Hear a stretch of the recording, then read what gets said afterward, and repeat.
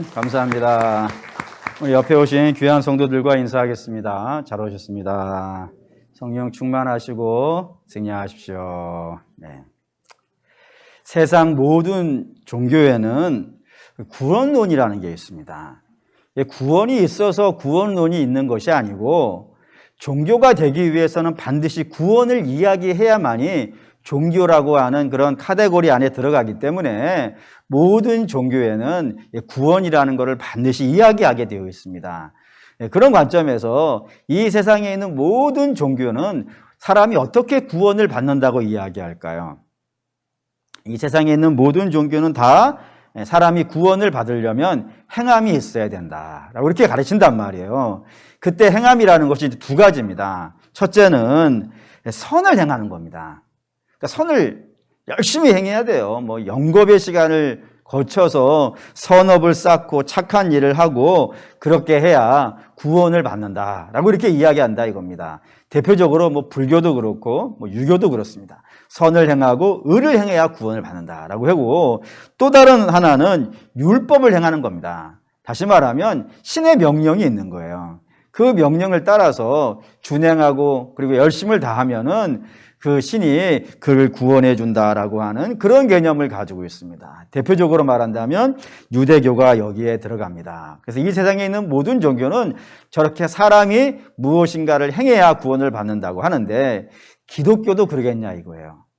기독교도 구원을 받을 때 우리가 무언가를 행하고 무언가 열심을 해야 구원을 받는다고 가르칠까요? 라고 물으면 당연히 우리는 아니라고 한다 이겁니다. 기독교의 구원은 우리의 행함으로 받는 것이 아니고 뭐로 받는다고요? 믿음으로. 근데 그 믿음이 아무거나 믿으면 되겠어요? 안 되겠어요? 안 되죠. 뭐를 믿어야 되는 거예요? 예수를 믿어야 된다 이겁니다. 그래서 예수를 믿음으로 구원을 받는다는 거예요. 이렇게 행함이 아니라 믿음으로 구원을 받는다라고 이야기를 하자, 기존에 행함으로 구원을 받는다고 하는 사람들이 기분이 나쁜 거예요. 너무 기분이 나쁜 거예요. 왜 기분이 나쁠까요? 믿음으로 구원을 받는다 그러면은 지금까지 자기들이 열심히 해왔던 것, 그게 다 뭐가 되는 거예요? 다 쓸데없는 짓이 되는 거예요. 근데 그게 쓸데없는 짓이 그냥 보통 간단한 일이 아니라 자기의 인생 전부를 걸고 해온 일이라니까요. 뿐만 아니라 자기의 힘이 지나도록 해온 일이란 말입니다. 정말로 열심을 다해서 해왔던 일인데 그것이 구원하고 관계없는 것이다. 그거 행한다고 해가지고 구원받는 것이 아니다 그러니까 기존에 내가 해왔던 것이 쓸데없는 것이 돼버리니까 거기에 대해서 막 분노하죠. 불타는 분노를 가지고 기독교를 매우 몹시 온 힘을 다해서 공격해 왔다 이겁니다. 그걸 이제 우리가 성경에서 쭉 봐왔던 이제 그런 내용들이 될 거예요. 그런데 교회를 다른 측면에서 공격해 온 자들이 있습니다. 좀 어려운 단어긴 하지만 그래도 우리 교회 정도의 수준의 성경 공부를 하신 분들이라면 능히 들어보셨을 만한 단어인데, 도덕 폐기론자라는 사람들이 있습니다. 이게 뭔 말이냐면은 믿음으로 구원받는다 그러니까 이런 사람들이 나타나기 시작한 거예요. 뭐라고 나타나서 말을 했냐면, 사람이 행함으로 구원을 받는 것이 아니라면 내가 굳이 힘들게 그런 선을 행하고 의를 행할 필요가 있겠는가? 뭐하러 그렇게 쓸데없는 짓을 하는가? 그냥 믿음으로만 구원받는다고 하니까 나는 예수 믿어. 예수 믿으니까 지금부터 나는 내 마음대로 살아도 되겠네라는 거예요. 어차피 그거는 상관없다면서요. 행하는 거는 난 예수 믿으니까, 나는 예수 믿으니까 나는 그렇게 받겠다 이거예요. 그래서 악한 짓을 막 하는 거예요. 그럼 이제 교회가 가가지고 신방을 하겠죠. 신방을 하면서 아니 어떻게 예수 믿는다 그러면서 이렇게 악한 일을 행하십니까? 하나님 보시기에 안 좋지 않습니까? 라고 얘기하면 뭔 상관이냐고. 나 예수 믿는다고. 예수 믿으니까 믿음으로 구원받는 거니까 행하면 아무런 상관이 없다고 당신이 나한테 가르쳐주지 않았냐고. 그래 난 예수 믿으니까 내 마음대로 살겠다고 이렇게 이야기하는 일들이 발생이 되어져 버린 거예요. 그러니 동네 사람들이 뭐라 하겠냔 말이에요. 특별히 이 율법주의자들이 나타나서 소리를 지르는 겁니다. 그거 봐라. 기독교가 저 멀쩡한 사람 하나를 어떻게 만든 거예요?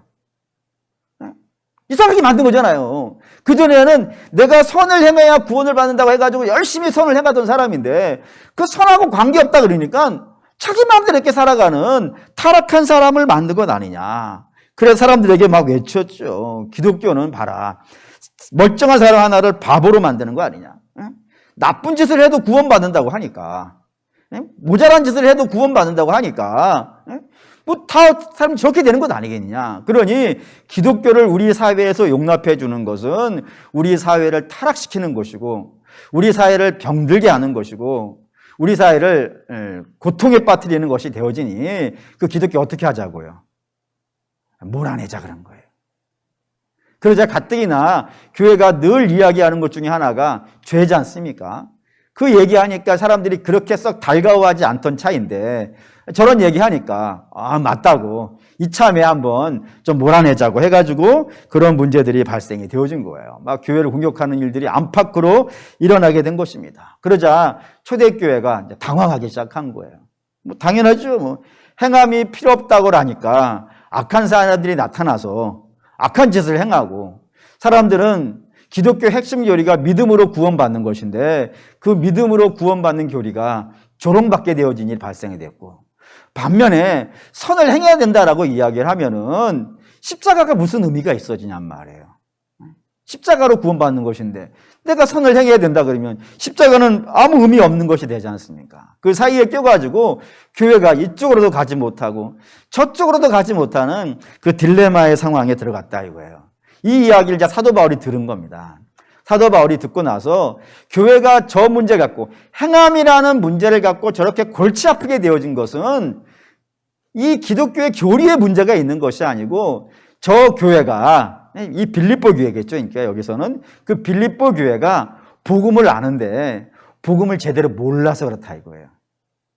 복음을 제대로 이해를 못하고 그 복음에 대한 이해가 현저하게 떨어지니까 저런 공격에 꼼짝달싹 못하고 딜레마에 빠지는 그런 일이 발생되었다고 생각한 겁니다. 그래서 사도 바울이 지금 복음을 가지고 이 행함이라는 문제를 설명하고 있는 것이 오늘 저와 여러분이 읽은 이 본문이 된다 이겁니다. 그래서 먼저 20절을 먼저 읽을게요.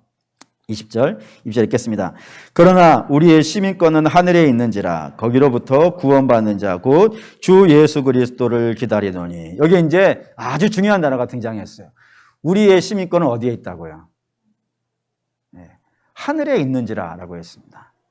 하늘에 있는지라. 여기에서 중요한 것이 저 시제예요. 시제.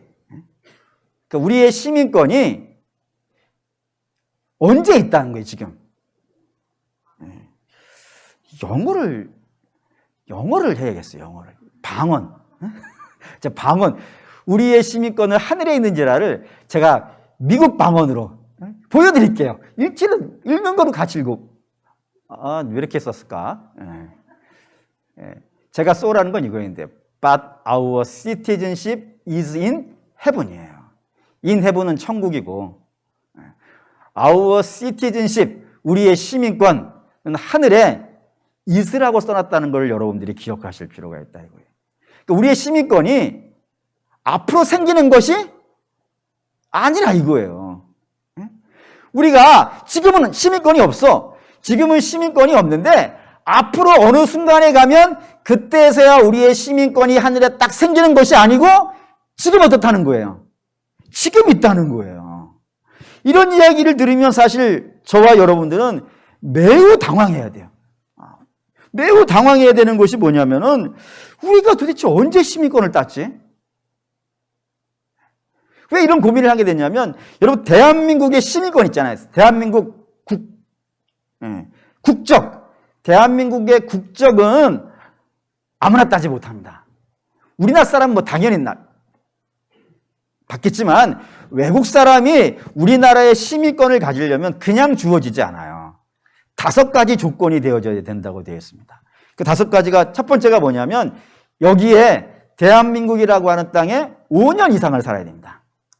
두 번째, 민법상 성인이어야 돼요. 민법상 성인은 몇 살부터인가요? 그렇죠. 뭐 그 정도 될 거예요. 그리고 세 번째, 품행이 단정해야 돼요. 그러니까 품행이 단정하다는 거는 전과자는요. 안 된다 이거예요. 외국에서 문제 일으킨 사람 안 된다 이거예요. 분명히 방정해야 되고. 네 번째는 스스로 생계를 유지할 수 있어야 돼요. 누가 도와주는 것이 아니라, 그러니까 자기 스스로 이 땅에서 자기 먹고 살 후구 대책을 할 수 있는 직장이 확고한, 앞으로 생길 거예요 이런 말로는요 안 되는 거예요. 내가 여기서 스스로 먹고 살을 만한 직장을 분명히 갖고 있어야 돼요. 그리고 마지막 다섯 번째는 시험 봐야 돼요.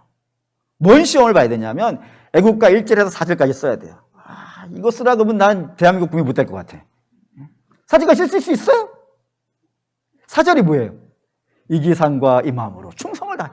그거 왜 왔다니까 오늘 내가 하려고. 못한다 이거예요. 뿐만 아니라 국사 시험 봐야 돼. 한글 누가 만들었어요? 그렇게 쉬운 문제를 내요. 뭐 광개토대왕 이런 얘기. 국사 시험 봐야 돼요. 아마 우리나라 사람들 보면 태반 떨어질 거야 아마. 그리고 또 적어도 봐야 돼. 언어 구술 시험. 말해야 돼 같이 대화를 해가지고 그 대화 소통에 문제가 없어야 돼요. 이런 5가지 조건이 갖추어진 사람만이 대한민국 국적을 딸 수 있습니다. 그러니 오늘 결심하고 내일 딸 수 있겠어요 없겠어요? 못하는 거예요. 몇 년을 준비를 해야 돼요. 오랜 시간을 준비를 해야 돼요. 그걸 따기 위해서 몇 년을 준비를 해야 되고 학원 다니면서 공부해야 되고 정말 열심히 해야 돼요. 그래서 오랜 시간 기다리고 준비해서 시험 딱 따가지고 받으니까 그 받는 날을 알겠어요 모르겠어요? 알지. 당연히 아는 겁니다. 그런데 우리는 언제 하늘 시민권을 땄을까요? 당황스러운 거예요. 왜요? 우리는 하늘 시민권을 따기 위해서 기다린 적도 없고 노력한 적도 없고 시험 본 적도 없다니까요. 그런데도 불구하고 이미 내가 천국 시민이래. 그러니 당황스럽고 당혹스러울 수밖에 없는 거예요. 그럼 당연히 여러분들은 질문을 하셔야 돼요. 우리가 언제 시민권을 땄는가? 그걸 성경은 이제 이렇게 설명합니다. 에베소서 2장 1절에서 2절 찾으세요. 이거 올리지 마시고 찾읍시다. 에베소 2장 1절에서 2절. 에베소 2장 1절에서 2절.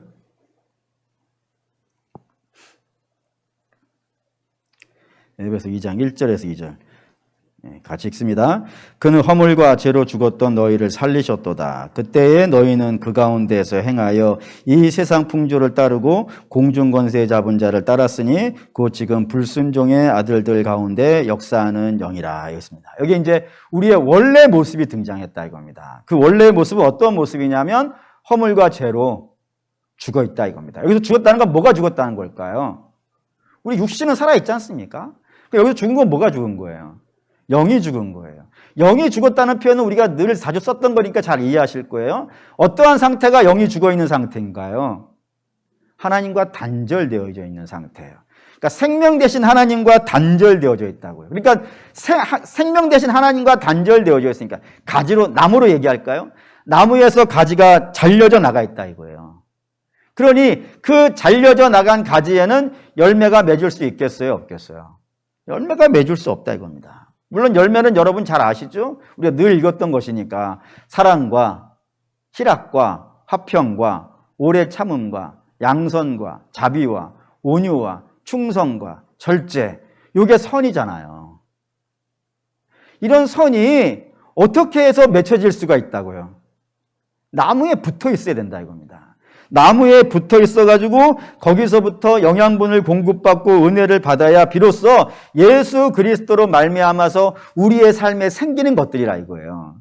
이런 것들이 있어야 우리가 선을 행하고 이런 것들이 있어야 우리가 의를 행할 수 있는데 이거를 맺힐 수가 없단 말입니다. 맺힐 수가 없으니까 당연히 사람은 하나님과 단절되어져 있는 사람은 선을 행할 수 없고 의를 행할 수 없다 이겁니다. 그 대신 의와 선을 행할 수 없는 대신 뭐는 할 수 있다고요? 세상 풍조를 따라 산다 이거예요. 세상 풍조가 뭐죠? 뭐 유행인가요? 뭐 어떤 사람은 먼땡 옷 입고 다닌다면서요. 그런 걸 말하는 걸까요? 아닙니다. 여러분 뭐 구찌 하셔도 돼요. 입생로라 뭐 구경한 적도 없지만 하셔도 돼. 샤넬 넘버 5 뿌려도 돼. 그런 얘기 하려는 게 아니란 말이에요.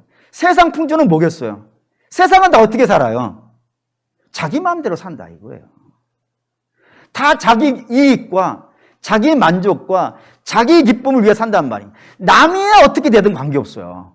남이야 뭐 어떤 고통을 받든 남이야 어떤 마음으로 살든 하나도 관계없어요. 이 세상 모든 사람은 다 자기 행복을 위해 살아. 자기 이익과 자기 만족을 위해 그렇게 사는 자라고요. 이게 이렇게 살아가는 것이 이 땅에 살아가는 사람들의 모습이고, 그렇게 살아가는 사람을 본질상 죄인이라 그런단 말입니다. 진노의 자녀라고, 멸망의 자식이라고 성경이 그렇게 부른단 말입니다. 그게 우리의 모습이었다 이거예요. 그런데 그렇게 자기 이익과 자기 만족을 위해 살아가던 사람이 이제는 어떻게 됐다고요? 천국 시민이 됐다는 말이에요. 어떻게 해서? 그게 이제 2장 4절, 에베소 2장 4절 읽겠습니다.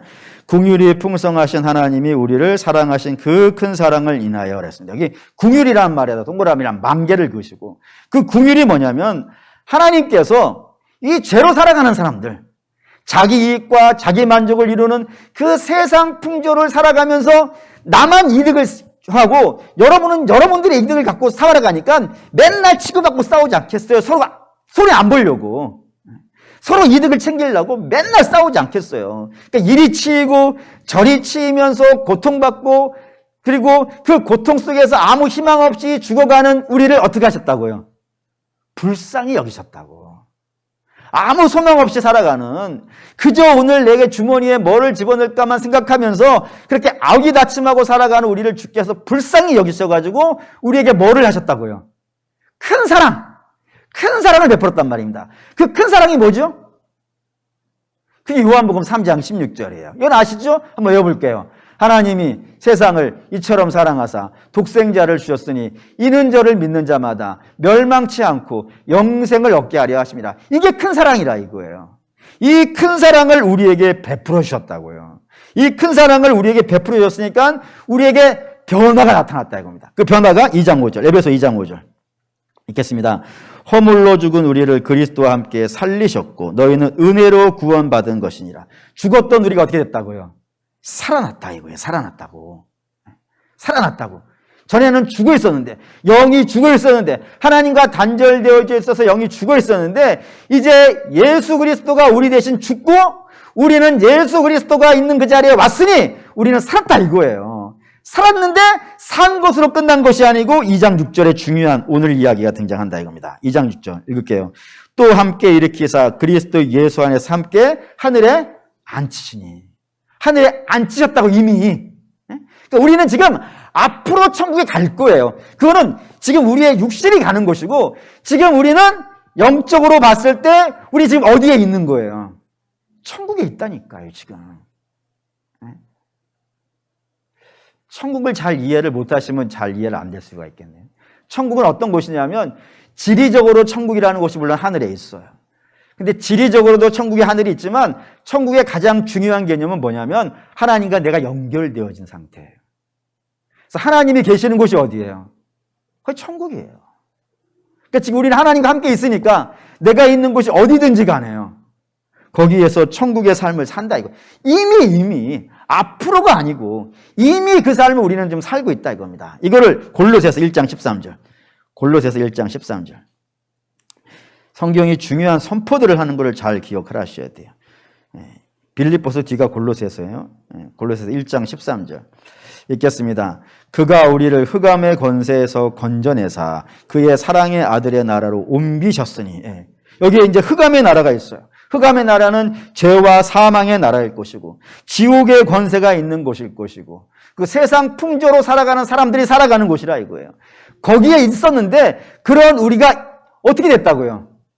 아들의 나라. 그 아들의 나라가 어떤 나라예요? 그 천국이에요. 천국으로 이미 옮겨졌다 이거. 이미 우리는 천국에 있단 말이에요. 지금 우리가 지옥에 살고 있는 것이 아니고 이미 천국에 살고 있고 앞으로도 천국에 살 거란 말이에요. 아멘 되십니까? 그게 믿음이라 이거예요. 이미 우리는 천국에 살고 옮겨졌단 말입니다. 우리가 뭐 준비하고 노력하고 투쟁하고 시험 보고 그런 것이 아니라 하나님의 사랑이 우리를 그쪽으로 옮겨놔 버렸단 말입니다. 그거를 고린도후서 5장 17절에 찾으시죠. 고린도후서 5장 17절. 고린도후서 5장 17절. 중요한 말씀이에요. 5장 17절 읽겠습니다. 그런즉 누구든지 그리스도 안에 있으면 새로운 피조물이라. 이전 것은 지나갔으니 보라 새 것이 되었도다라고요. 이전 것이 어떤 거예요? 본질상 진노의 자녀로 세상 풍조를 따라 살아가는 자라 이겁니다. 흑암의 권세에 있던 자라 이겁니다. 그런 자가 어떻게 됐다고요? 없어졌다고요. 없어지고 이제는 그리스도 안에서요 새로운 자가 됐다 이겁니다. 요거를 한 단어로 뭐라 그러죠? 거듭남이에요. 그러니까 거듭남이라는 것은 우리가 노력해서 만들어낸 게 아니란 말입니다. 또 다른 말로는 마치 부모가 여러분이 자녀를 낳잖아요. 자녀를 낳을 때 자녀를 낳기 전에 먼저 만나는 거예요. 만나가지고 얘야 내가 너를 낳을 예정인데 응? 나한테 낳아질래? 해가지고 상의해서 낳은 자녀는요 한 명도 없다 이거예요. 어떻게 낳은 거예요? 내가 사랑해서 낳았단 말이에요. 그거와 마찬가지라 이겁니다. 하나님이 내가 너를 내 백성 삼으려고 하는데 어떻게 동의하냐? 라고 하신 다음에 우리를 거듭나게 하신 것이 아니라 하나님의 그 무한하신 사랑으로 흑암의 권세에 살고 있던 우리를 하나님이 존재를 어떻게 했다는 거예요? 바꿔버리셨다고. 그러니까 저와 여러분들은 새로운 존재예요. 새로운 존재. 그러면 우리가 이렇게 새로운 존재가 됐어요. 옛날 것은 지나가 버리고 하나님의 은혜로 새로운 존재가 되어버렸단 말입니다. 그러니까 새로운 존재가 되어져 버리면은 나타나는 특징이 있는 거예요. 이 특징이 중요해요. 옛날엔 이런 특징이 없었어요. 근데 새로운 존재가 되어졌기 때문에 나타나야 되는 중요한 특징이 하나가 있다 이겁니다. 그게 뭐냐면 이렇게 설명드릴게요. 여러분이 여러분의 자녀를 낳았어요. 그러면 그 자녀에게는 여러분들의 특징이 있어요, 없어요? 있어요. 제가 최근에 느끼고 있는 거예요. 저는 좀 부모님을 내가 안 닮았다라고 생각을 했어요. 워낙 제가 출중하기 때문에. 그래서 어느 날 이제 면도를 하려고 거울을 딱 보는데 거기에 매우 익숙한 사람이 하나가 있는 거예요. 그게 누구였냐면은 제 아버지가 계시네요. 제가 보니까 제 아버지를 닮았어요. 여러분도 한번 어느 날 잡아서 거울 한번 좀 찬찬히 보시죠. 그러면 여러분의 부모가 여러분의 얼굴에 있어요. 생각도 비슷한 것이 있고 입맛도 비슷한 것이 있고 행동도 비슷한 것이 있어요. 그것이 우리에게 알려주는 중요한 내용이 있죠. 뭐냐면 자녀는 누구를 닮는다? 부모를 닮아요. 그러니까 옛날에 우리가 마귀의 자식일 땐 누구를 닮았겠어요? 마귀를 닮았겠죠. 그 마귀는 어떻게 사는 자예요? 세상 풍조를 따라 사는 자예요. 근데 이제 우리가 하나님의 자녀가 되었어요. 그러면 우리에게서 뭐가 있겠어요? 제가 봅시다. 창세기 5장 1절에 3절. 창세기 5장 1절에 3절. 가끔 한 번씩 읽었던 말씀인데 중요하니까 보시죠. 5장 1절. 5장 1절 읽을게요. 읽겠습니다. 이것은 아담의 계보를 적은 책이라. 하나님이 사람을 창조하실 때에 하나님의 모양으로 지으시되라고 했어요. 하나님이 사람을 낳으실 때는 어떤 모양이었다고요? 하나님의 모양이었다고요. 3절 읽을게요. 3절 읽겠습니다. 아담은 130세에 자기의 모양 곧 자기의 형상과 같은 아들을 낳아 이름을 셋이라 하였고. 아담, 죄인된 아담이에요. 그 죄인된 아담이 부모가 되어서 낳은 자식은 뭐예요? 누굴 닮았다고요? 자기를 닮았다 이거예요. 그러니까 부모가 누구냐가 중요하다 이거예요. 부모가 하나님이면 그에겐 뭐가 있고요? 하나님의 형상이 있고, 부모가 죄에 쌓여져 있는 사람이라면요, 그 죄의 모습이 드러난다 이겁니다. 이거를 갈라디아서 5장 이렇게 썼어요. 사도 바울이 갈라디아서 5장 19절에서 21절까지 19절 갈라디아서 5장 19절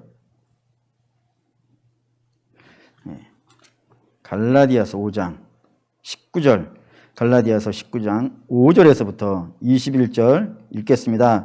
육체의 일은 분명하니 곧 음행과 더러운 것과 호색과 우상 숭배와 주술과 원수 맺는 것과 분쟁과 시기와 분냄과 당짓는 것과 분열과 이단과 투기와 술 취함과 방탕함과 또 그와 같은 것들이라. 전에 너희에게 경계한 것 같이 경계하노니 이런 일을 하는 자들은 하나님의 나라를 유업으로 받지 못하느니라. 예, 하나님의 나라를 유업으로 받는 자는 누가 하나님의 나라를 유업으로 받을까요?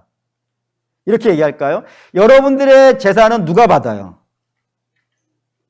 물론 간혹 어떤 분들은 저에게 주시겠다는 분들도 아직은 없었지만 있을 수 있잖아요. 네. 근데 여러분의 재산은 누가 가질 예정이에요? 혼자 가지고 가시려고? 여러분의 재산은 여러분 자녀 안 줄 거예요? 우리 교회 교인들은 다 헌금하겠다는 이런 불타는 의지를 보여주셔서 감사합니다. 네. 여러분의 재산은 여러분 자녀를 줄 거예요. 그럼 하나님의 재산은 누구 줄까요? 하나님의 자녀 주시겠죠. 근데 여기 하나님의 유업을 받을 수가 없대요. 그러면 이건 누구예요? 하나님의 자녀가 아니에요. 그러니까 하나님의 자녀가 아니기 때문에 그는 하나님과 단절되어져 있는 자겠죠. 그걸 육체라 그런단 말입니다. 그러니까 하나님과 단절되어진 이 육체된 자들은 어떻게 산다고요? 이런 모습으로 산다 이거예요. 이게 세상 풍조에 살아가는 삶의 결과들이란 말입니다. 그럼 반면에 하나님과 연결되어져 있는 자들은 당연히 이제 21절부터 봐야겠죠. 22절부터 5장 갈라디아서 5장 21절부터 읽겠습니다. 오직 성령의 열매는 사랑과 희락과 화평과 오래 참음과 자비와 양성과 충성과 온유와 절제니 이와 같은 것을 금지할 법이 없느니라. 그리스도 예수의 사람들은 육체와 함께 그 정욕과 탐심을 십자가에 못 박았느니라 라고요. 예, 십자가에 못 박혔다 이거예요. 그래서 하나님의 자녀가 되었다고요. 예수 그리스도의 사람이래요. 예수 그리스도 연결되어져 있는 사람이겠죠. 예수님과 연결되어져 있으니까 그에게서 뭐가 나오더라고요? 성령의 열매가 나오더라고요. 아니, 이게 우리의 열매면 너희의 열매라고 하셨겠지. 근데 이건 우리의 열매가 아니고 성령의 열매니까 성령의 열매라고 한단 말이에요. 그리고 우리가 만들어내는 것이 아니라 우리가 예수 그리스도와 함께 십자가에 못 박히고 예수 그리스도로 말미암아서 새로운 존재가 되어지면 이런 것들이요. 예수 그리스도로 말미암아서 우리의 삶에 나타난단 말입니다. 이거를 사도 바울이 아주 유명한 말을 썼어요. 이게 갈라디아서 5장 17절이에요. 갈라디아서 6장 17절. 6장 17절. 읽겠습니다. 이후로는 누구든지 나를 괴롭게 하지 말라. 내가 내 몸에 예수의 흔적을 가졌다 이거예요. 이게 예수의 흔적이라 그런단 말이에요. 그러니까 당연히 하나님과 연결되어져 있는 자, 이전 것은 지나가고 새로운 것으로 변화되어져 있는 자에게는 반드시 뭐가 있다고요? 예수의 흔적이, 성령의 열매가 그들의 삶에 있더라 이겁니다. 있더라 이겁니다. 존재가 바뀌었으니까. 옛날에는 이런 걸 맺을 수 없는데 이제 예수 그리스도로 말미암아서 우리에게 이런 것들이 있더라 이겁니다. 물론 처음부터 이런 것들이 완벽하게 갖고 있는 사람은 없지요, 당연히. 그거 어디서 알 수 있어요? 여러분이 자녀 낳아보셔서 아실 거예요. 그 아이가 처음 나왔을 때 뭐 할 줄 알던가요? 물론 제가 나올 때는 엄마 안녕히 계셨습니까? 라고 말하고 나왔다는 그런 사람도 간혹 있기는 하더라고요. 뭐 저라고 하기가 그렇긴 하지만. 근데 대부분의 모든 사람들은 낳았을 때 목도 가늘지 못하잖아요. 근데도 불구하고 그건 산 생명이에요, 산 생명. 죽은 자는 안 자라요. 죽은 자는 안 자라고 산 자만이 자란단 말입니다. 그러니까 우리가 예전에는 죽은 씨였는데 이제 예수 그리스도로 말미암아서 산 씨가 됐단 말이에요. 산 씨는 처음에는 별 볼 일 없을지는 모르겠지만 그거를 땅에 묻으면요. 그 씨가 갈라지고 갈라진 것 밑으로 뿌리가 내려지고 그 위로는 싹이 나온단 말이에요. 그리고 이게 줄기처럼 자라고 자라서 나무가 되어주고 그 가지에 잎이 피고 꽃이 피고 열매를 맺게 된단 말이에요. 산 거는 그렇게 된단 말이에요. 산 거는. 죽은 거는 아무리 묻어놔도 안 나온단 말이에요. 하지만 예수 그리스도로 말미암아서 산 자들에게는 반드시 이런 열매가 맺혀진다 이겁니다. 선이 맺혀진다고요. 살았기 때문에, 존재가 변했기 때문에. 그러니까 시간 문제일 뿐이에요. 지금은 내가 별 볼이 그거는 아직 연약해서 그래. 우리가 시간을 주고 기다려주고 위로해주고 붙잡아주면 그게 산시기 때문에 반드시 어떻게 되는 거예요? 자라서 열매 맺는다 이거예요. 존재가 바뀌었기 때문에. 근데 존재가 바뀐 걸로만 끝나느냐? 그렇지 않다 이겁니다. 누가복음 볼까요? 누가복음 13장. 누가복음 13장. 13장 6절에서 9절에 매우 유명한 말씀이 하나가 있습니다. 13장 6절에서 9절. 6절에서 9절 읽겠습니다. 이에 비유로 말씀하시되 한 사람이 포도원에 무화과 나무를 심은 것이 있더니 와서 그 열매를 구하였으나 얻지 못한지라. 이게 이르되 내가 3년을 와서 이 무화과 나무에서 열매를 구하되 얻지 못하니 찍어버리라. 어찌 땅만 버리게 하겠느냐. 대답하여 이르되 주인이여 금년에도 그대로 두소서. 내가 두루 파고 거름을 줄이니 이후에 만일 열매가 열면 좋거니와 그렇지 않으면 찍어버리소서 하였더라 하시니라. 여기 이제 한 사람이 포도원에 무화과 나무 하나를 심었다고요. 그래서 매년 와서 본 거예요. 이게 열매가 생겼나 안 생겼나 매년 와서 봤는데 3년 동안 어땠다고요? 열매가 없었다 이거예요. 그래서 그 포도의 주인이 열받으니까 이거 나무 파버려라. 땅만 버리고 있는 것 아니냐라고 했더니 여기 포도원 지기가 하나 등장했단 말입니다. 그러니까 이 앞에 이 포도원 주인이야. 이건 여러분 신경 쓰실 필요 없어요. 그걸 주께서 뭐 의도한 바가 아니니까. 주가 의도한 바는 이 포도원 지기가 누구냐 이거예요. 이 포도원 지기가 누굴 것 같으세요? 포도원 지기가 누굴까요? 이분이 하시는 일을 생각해 보시면 돼요. 그 열매가 없어요. 근데 그 둘레를 파고 거기에 거름을 주고 물을 줘서 내가 1년 내내 한번 내가 갖고 보겠다. 이런 의지를 갖고 있는 분이 누구냔 말이에요. 예수님이라 이거예요. 그러니까 예수님은 우리를 존재로 딱 바꿔놓고 이제 네가 한번 알아서 해봐. 이러는 분이 아니라 이거예요. 예수님은 우리를 존재를 바꾸신 분이기도 하지만 우리에게 어떤 마음을 갖고 있다고요? 우리를 가꾸시겠다는 의지가 있단 말입니다. 그래서 여호와는 나의 목자예요, 목자. 가만히 있는 분이 아니라고요. 그를 데리고 그를 기르신단 말입니다. 여호와는 나의 목자시. 그 찬양이 뭐죠? 주는 나를 기르시는 목자요. 나는 주님의 어떤 양? 어린 양. 큰 양도 아니고 성숙한 양도 아니고 깨달은 양도 아니고 대학 합격한 양도 아니고 지혜로운 양도 아니에요. 그냥 어떤 양이에요? 어린 양. 뭐 분별할지도 못하는 그런 우리를 외면하지 아니하시고 기르시더라 이거예요. 훌륭하게 기르신다 이겁니다. 다른 걸 보죠. 아모스 들어볼게요. 아모스 1275페이지. 구약성경 1275페이지. 아모스 3장 2절. 3장 2절. 3장 2절. 아모스 1275페이지. 1275페이지. 아모스 3장 2절.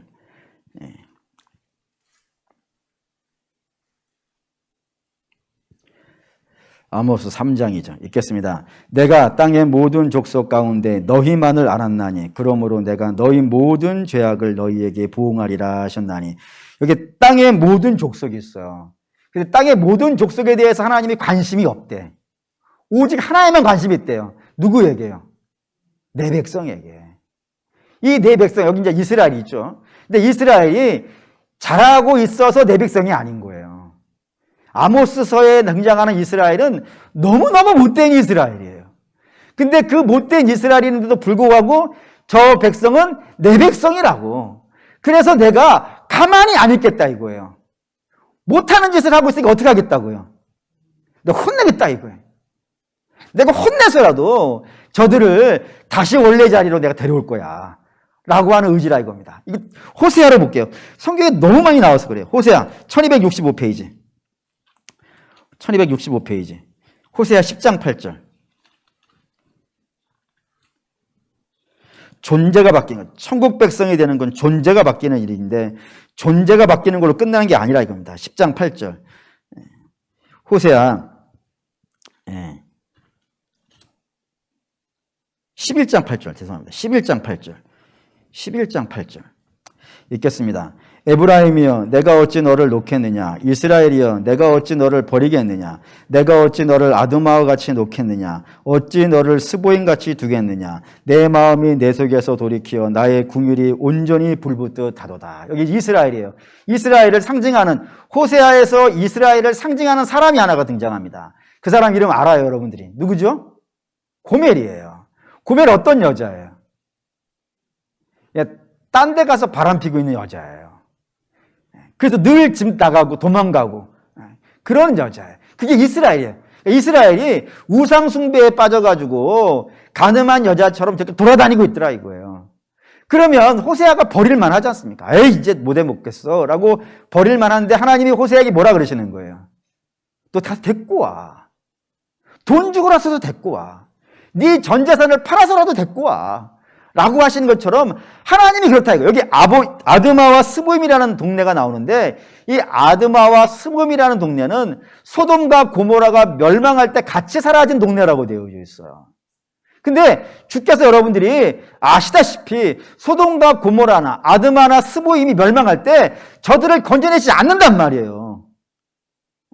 죄로 인하여서 심판을 하니까 저들을 그냥 망하게 두시더라 이거예요. 그런데 이스라엘은 내가 그렇게 안 둔다 이거예요. 멸망하도록, 죄 속에서 멸망하도록 내가 가만히 안 둔다 이거예요. 가서 끌고라도 온다 이거예요. 내가 어떻게 너를 놓겠느냐. 내가 너를 어떻게 모른다고 하겠느냐. 나는 반드시 너를 붙잡아서라도 내가 기뻐하는 사람으로 만들어내겠다 이거예요. 이걸 가장 잘 설명한 게 이제 창세기 28장. 야곱이에요, 야곱. 야곱은 뭐 여러분 잘 아시죠? 세상에서 제일 못난 사람이 야곱이니까. 그 야곱에 대한 하나님의 선포를 한번 보시도록 하십니다. 창세기 28장 13절에서 16절. 창세기 28장 13절에서 16절 읽겠습니다. 또 본즉 여호와께서 그 위에 서서 이르시되 나는 여호와니 너희 조부 아브라함의 하나님이요 이삭의 하나님이라. 내가 누워있는 땅을 내가 너와 내 자손에게 주리니 내 자손이 땅의 티끌같이 되어 내가 서쪽과 동쪽과 북쪽과 남쪽으로 퍼져나갈지며 땅의 모든 족속이 너와 내 자손으로 말미암아 복을 받으리라. 내가 너와 함께 있어 내가 어디로 가든지 너를 지키며 너를 이끌어 이 땅으로 돌아오게 할지니라. 내가 내게 허락한 것을 다 이루기까지 너를 떠나지 아니하리라. 예. 이거 아멘이죠? 근데 이게 만만치가 않은 얘기예요. 왜냐하면 지금은 야곱이 어떠한 상태예요? 죄 짓고 도망가고 있는 중이잖아요. 아버지 집에서 아버지 속이고 형 속여가지고 그 장자권 빼앗았다가 형이 죽여버리겠다고 막 난리를 치니까 부모님이 그 자식 죽으면 안 되니까 도망치겠단 말이에요. 도망쳐가지고 지금 삼촌집으로 가고 있는 중이란 말입니다.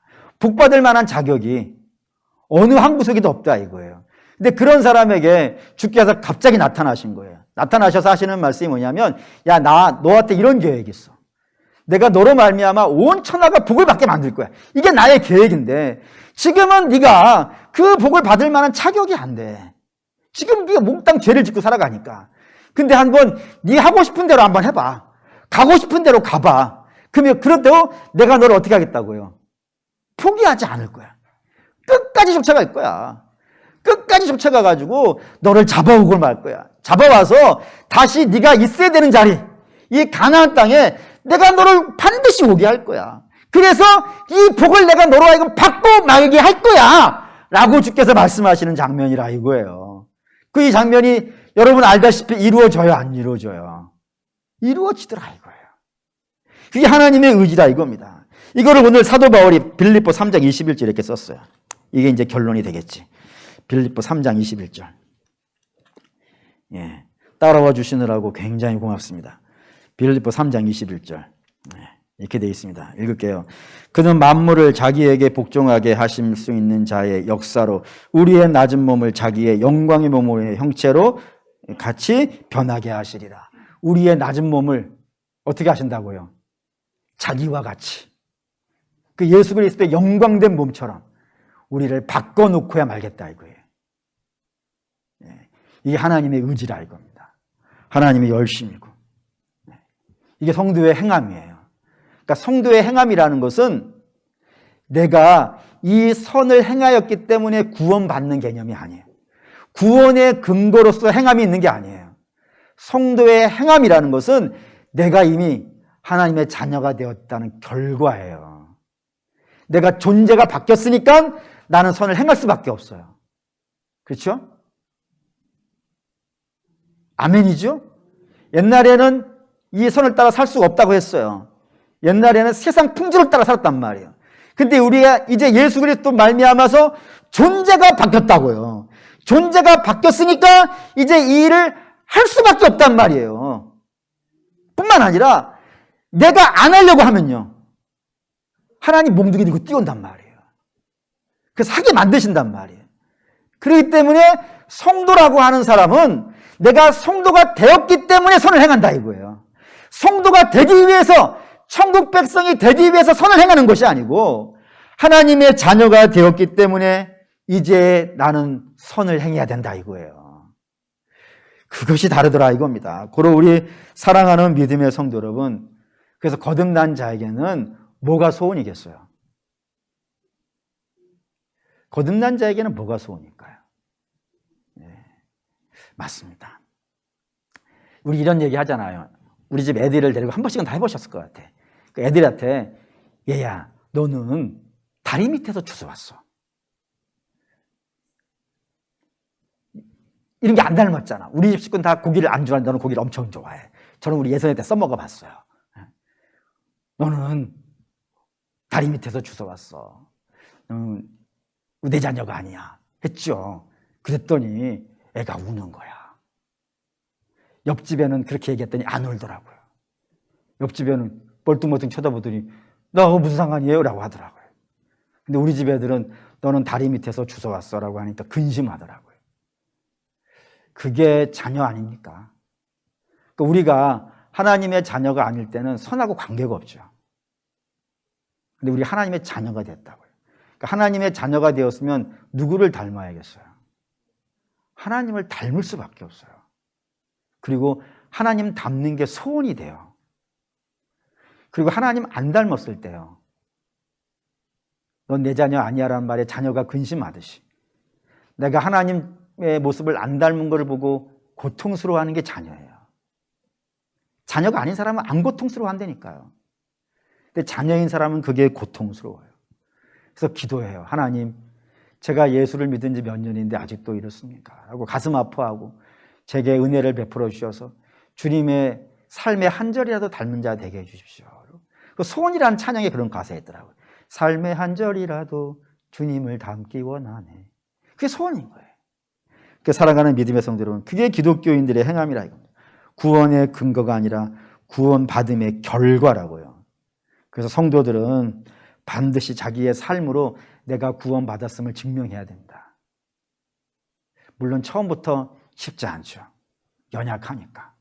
하지만 믿음이 깊어지고 신앙이 자라고 그러면서 더욱 예수님 닮아가는 그런 삶이 되어져 가더라 이겁니다. 고로 저와 여러분들도 구원의 결과로서 예수를 닮는 역사가 있으시기를 주의 이름으로 축원합니다. 아멘. 기도하겠습니다.